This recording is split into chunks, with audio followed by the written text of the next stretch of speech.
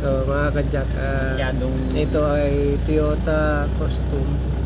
So sabi ni sir na nag-ano na rin sila, nagkambas-kambas na. Magkano sinisingal sir? 60. So sinisingal na sila ng 60,000. Okay, good morning mga ka-jack. Ito yung ating ginagawa, custom Toyota. So ito yung kanyang valve body at mga solenoid. Ito yung kanyang mga solenoid at ito yung kanyang valve body.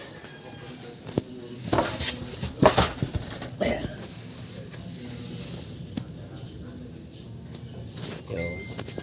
So yung kanyang valve body. At ang issue ay ayaw din humatak. Walang hatak ang drive. So yeah, mamaya ayusin natin. Ito na.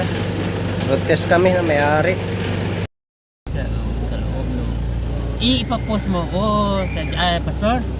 Oo, okay ba? Okay lang. Exposure. Ma-discovery kayo dyan. Oo nga, ma-discover ng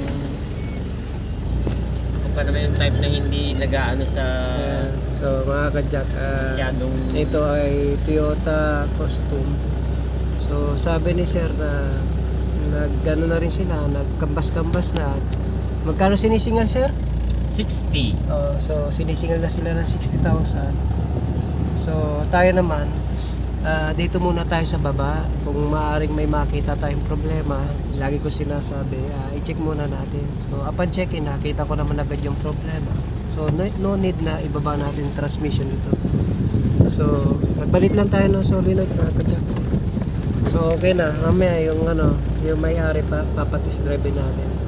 Kasi nung una, ayaw nitong umabante, ayaw marangkada. Kailangan pa nilang i-logger. So wala siyang hatak, wala siyang drive. Mukhang hindi makakaakyat to sa mataas. At saka yung anak niyang pogi. So ayan, reklamo nila, ayaw mag-drive yan. Pero ngayon nasa drive na siya, okay na. Naglalagay lang sila sa number 2 para lang makabante. At sabi nila, syempre, nagkambas-kambas na, umabot, may nagsisingil na sa kanila ng 60,000. So, tayo naman dito, mga ka-jack, chinecheck muna natin kung ano yung makikita natin. Makita naman natin problema, yun lang, okay na. So, ayan si sir. Kung ano lang yung specific na problema, yun lang. Hindi na tayo, kung ano-ano ang sasabihin natin. So, ayan, galing sila naman ng Tondo, Maynila. Dumayo sila dito sa Taguig sa atin para maipacheck itong sasakyan. So, okay na yung sasakyan. At least maiuwi nila naman. Iba yung trabaho ni pastor. May hams. sa Panginoon tayo maasa ng tulong. Panginoong Jesucristo. Hindi sa kung sino tayo aasa ng tulong. Check na lang natin yung fluid mamaya pag mainit na. Kung sakto siya. Yan mga husto, abante ito konti-konti yan. So hindi na nila daw nagagamit yung drive. So sa Dito sir, kailangan pag-logger, di na? Di na, drive lang. Okay. Ay, diretso ba? Diretso. No? Dito pa tayo galing kanina. Pagka okay yung niyan, okay na yan. Hindi na. Sobrang tarik lang, tsaka ka lologger, pero pagka hindi na. Pag sobrang tarik, no? Yun. Pero ramdam niya naman, nakaakyat na. Nakaakyat na doon. I-EL ko yun pagka hindi makakaakyat doon yun. Kaunti pa lang yun, mababa pa lang. Nakalogger pa makaakyat. Doon sa probinsya namin, Little Baguio ang tawag nila ron eh. Kaya na yan. Yan, pagka ganyan minsan, hindi nga makaakyat yan. Hindi na, yan.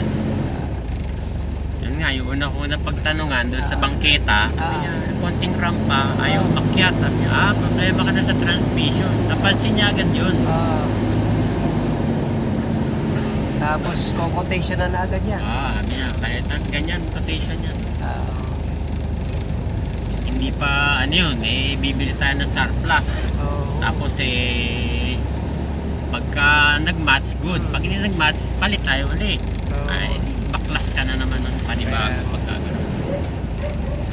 So mga ka-Jack, yung ginawa natin na Toyota Custom, imported to mga ka-Jack, no, pero mabuti na lang marami tayong pyesa na nahanap, na kukuhanan kahit na pang surplus.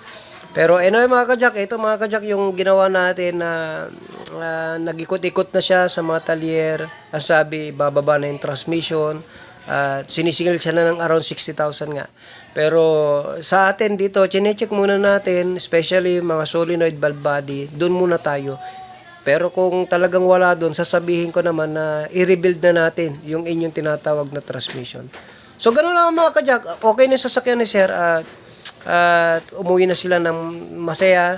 Galing pa sila ng Tondo, Maynila, papunta sa amin sa Taguig para maipacheck. Sabi ko, tumatawag ito ang ating customer, sabi ko, i-check muna natin maigi ko ano yung makikita natin. And then pag makita natin, okay na po yan, wala nang problema. So hindi siya gumastos ng 10,000, hindi po, hindi lang, materialis lang po, hindi naman ganun kamahalan mga ka-Jack. So na-repair natin yung kanyang transmission na hindi binaba. So anyway mga ka-Jack, yun lamang ang ating ating ginawa ngayon, at meron tayong binababa naman yung iba-vlog ko na rin yung Honda FD sa susunod yung ating binabang transmission. Okay mga ka-Jack, Jack of all trades, how to care, a shop that cares for your car. God bless you.